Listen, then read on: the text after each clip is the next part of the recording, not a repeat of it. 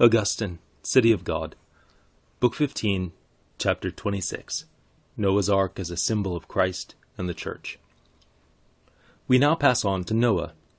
He was a righteous man, and, according to the truthful witness of Scripture, he was perfect in his generation. That is, he was perfect not as the citizens of the city of God are to be made perfect in the immortal condition in which they will become equal to the angels of God, but as they can be perfect during their pilgrimage on earth. It was to Noah that God gave instructions to make an ark, in which he was to be rescued from the devastation of the flood, together with his family, that is, his wife, his sons and daughters-in-law, and also the animals that went into the ark in accordance with God's directions.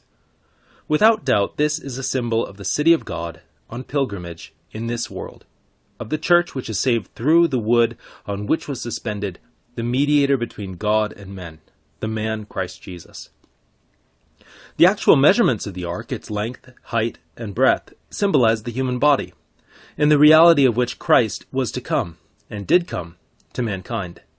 For the length of the human body, from the top of the head to the sole of the foot, is 6 times its breadth from side to side, and 10 times its depth, measured on the side from back to belly.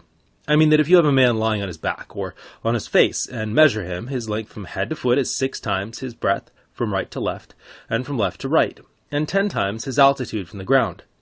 That is why the ark was made 300 cubits in length, 50 cubits in breadth, and 30 in height. And the door, which it was given on its side, surely represents the wound made when the side of the crucified was pierced with the spear.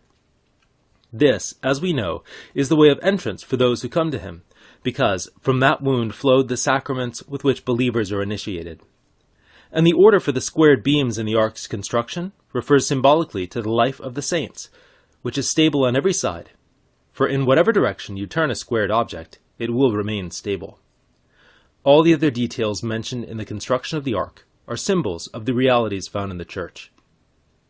But it would be tedious to work all this out in detail, and in any case I have done this already, in my work against Faustus the Manichaean, who denied that anything was prophesied about Christ in the books of the Hebrews. Besides, there is certainly a possibility that someone may explain these points more adequately than I can, or one man than another. That does not matter, provided that all that is said has reference to the city of God, which is our subject, the city which is on pilgrimage in this wicked world, as though in a flood. This reference must be observed if the commentator does not wish to stray widely from the sense intended by the writer of this narrative. It may be, for example, that someone will prefer a different interpretation to the one I have given in the above-mentioned work of this passage. You will make it with lower, second, and third stories. I suggested that the church is said to have 2 stories because it is assembled from all nations, having 2 classes of men, the circumcised and the uncircumcised, or as the apostle puts it in another way, Jews and Greeks, and that it is called 3-storied because all nations were re-established after the flood from the 3 sons of Noah. But my critic must suggest some other interpretation which is not at variance with the rule of faith. For instance, God wanted the ark to have living quarters, not only on the lowest level, but on the higher level, which he called the 2nd story, and on the level above that, the 3rd story, so that a dwelling place should rise up, the 3rd from the bottom upwards. Now this could be interpreted as illustrating the 3 virtues extolled by the apostle, faith, hope, and charity. Again, 3 stories could be much more appropriately explained as standing for the 3 abundant harvests in the gospel, 30-fold, 60-fold, and 100-fold. Married chastity on this interpretation would inhabit the lowest level, widowed chastity the floor above, and virginal purity the top story. And there may be other explanations, and better ones, that could be advanced, which would be in harmony with the faith of this city. I would be prepared to say the same about all the other interpretations which can be put forward on this topic. Different suggestions may be made, but they must be checked by the standard of the harmonious unity of the Catholic faith. 27. The account of the flood is neither merely historical nor purely allegorical. No one ought to imagine, however, that this account was written for no purpose, or that we are to look here solely for a reliable historical record without any allegorical meaning, or conversely, that those events are entirely unhistorical in the language purely symbolical, or that whatever may be the nature of the story, it has no connection with prophecy about the Church. Surely it is only a twisted mind that would maintain that books which have been so scrupulously preserved for thousands of years, which have been safeguarded by such a concern for so well-ordered a transmission, that such books were written without serious purpose, or that we should consult them simply for historical facts? For to take one point only, if it was the large number of animals that compelled the building of an ark of such great size, why was it necessary to embark 2 of each unclean species, and 7 of each clean kind? Both clean and unclean could have been preserved by the same number. Or are we really to suppose that God, who ordered their preservation so as to renew their species, had not the power to recreate them in the same way as he had first created them? Now there are those who maintain that the account of the flood is not historical, but is simply a collection of symbols and allegories. They maintain, in the first place, that it is impossible for so vast a flood to have happened that the water rose to the level of 15 cubits above the highest mountains, their evidence being the alleged fact that clouds cannot gather above the top of Mount Olympus, because the atmosphere there is already so high that the denser air is lacking, in which winds, clouds, and rains originate. It escapes their notice that Earth, the densest of all elements, could exist there. Or are they going to deny that the summit of a mountain is formed of earth? If not, why do they admit that Earth is allowed to reach such high levels in the atmosphere and yet maintain that the same possibility is not open to the waters? And yet those who measure and weigh the elements inform us that water rises higher and weighs less than Earth. What rational argument, then, do they put forward to explain why Earth, a heavier and lower element, should have intruded into the region of the serener atmosphere during the revolutions of so many years, if water, a lighter and higher element, has not been permitted to do so, even for an inconsiderable time? It is also said that an ark of the dimensions described could not have contained so many species of animals of both sexes, 2 of each species of the unclean, and 7 each of the clean. They appear to reckon only 300 cubits in length and 50 in width, without taking into account that there is an equal amount of space on the higher and on the highest level, so that the measurements are multiplied by 3, making 900 cubits by 150. We may also bear in mind the clever suggestion contributed by Origen. He points out that Moses, the man of God, was, according to the scriptures, versed in all the learnings of the Egyptians, who were addicted to geometry, and therefore Moses may have meant geometrical cubits, one of which is alleged to equal 6 of ours. If that suggestion were adopted, it would be clear to anyone that an ark of such size would have an immense capacity. As for the argument that an ark of such enormous size could not have been constructed, this is a misrepresentation, and a most unconvincing one, for they know that immense cities have been built, and they fail to notice the 100 years that were spent in the fabrication of that ark. Now, if it is possible for stones to adhere together, cemented merely by lime, to make an encircling wall so many miles long, are we to suppose it impossible that timbers should be joined together by pegs, bolts, nails, and bituminous glue, to frame an ark extending in length and breadth in straight, not curved lines?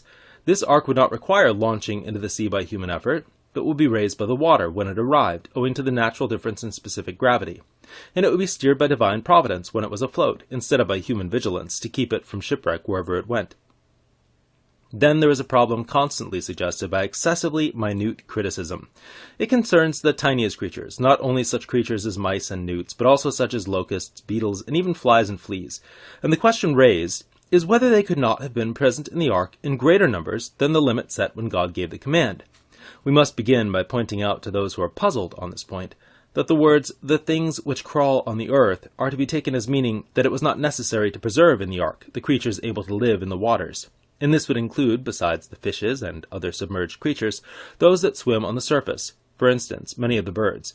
Again, the words, "they shall be male and female," are surely to be understood as referring to the need to renew the species, and so it was not necessary to have in the ark those creatures which can be produced without sexual intercourse from various substances or from the decomposition of substances. Or if they were there in the ark, as they are generally present in houses, they could have been there without the fixing of a definite number. On the other hand, a mystery of the highest solemnity was being enacted here, a symbolic presentation of a reality of the greatest importance, and it may be that it cannot be adequately conveyed by the historical event unless all the creatures which were unable, through natural limitations, to maintain life in the waters were there in the ark in that fixed number. If so, this was not the responsibility of any particular man or men, but of God. In fact, Noah did not catch the animals and then put them in. He let them in, as they came and entered. That's the force of the words, "they will come into you," not, to be sure, through man's driving, but at God's bidding. But there is this exception. We are surely not to suppose that sexless creatures were included, since it was definitely laid down that they shall be male and female. There are, we know, some animals which are produced from various substances without sexual intercourse, but afterwards reproduced by intercourse. Flies are an example of this. There are others, such as bees, which have no distinction of male and female. Then again, there are animals which show sexual characteristics without producing offspring. such as male and female mules, it would be surprising if they were in the ark. Instead, it would be enough to have their parents there, that is, the species of horse and ass, and the same is true of any other animals which produce some different kind of creature by interbreeding. But if such hybrids had anything to contribute to the allegorical meaning of the ark, then they were included, for such a species also has male and female. Some people are puzzled about the kinds of food that would have been available in the ark for animals which are supposed to be purely carnivorous. They speculate whether there were animals taken on in excess of the prescribed number, without transgressing the command, since their inclusion would have been compelled by the need to feed the others, or whether, and this is the more plausible solution, there could have been some foodstuffs other than meat which were suitable for all animals. We know, in fact, that many carnivorous animals feed on vegetables and fruit, especially figs and chestnuts. Thus it would not be surprising that if that wise and righteous man was also instructed by God about the appropriate food for each species, and prepared a store of meatless food adapted for the various animals. Is there anything which we would refuse to eat under the compulsion of hunger? Is there anything that God could not render agreeable and wholesome? He could indeed have endowed these creatures with the ability to live without food. This would have been easy for his divine power, had it not been that their eating played its part in completing the allegorical representation of so great a mystery. In fact, only a love of disputation would allow anyone to contend that the elaborate details of the historical narrative are not symbols designed to give a prophetic picture of the church, for nations have already filled the church, and the clean and the unclean are contained, as it were, in the framework of the church's unity, until the appointed end is reached. The meaning is so abundantly clear on this particular point that we must never think of doubting that the other details have their own meanings, although the language is rather more obscure, and the references less easy to recognize.